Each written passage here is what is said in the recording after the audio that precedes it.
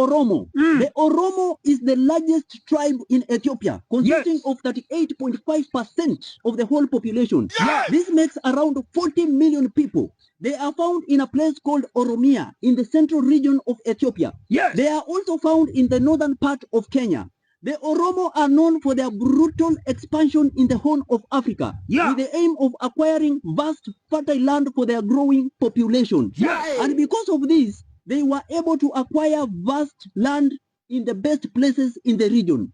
What else do you know about the Oromo? The Oromos are known for being militarily powerful, and they are the ones who contributed greatly in defeating and resisting the Italians and Egyptians by chasing them out of Ethiopia. You are right. Now, the Oromo are known to be fearless, brave people who never give up.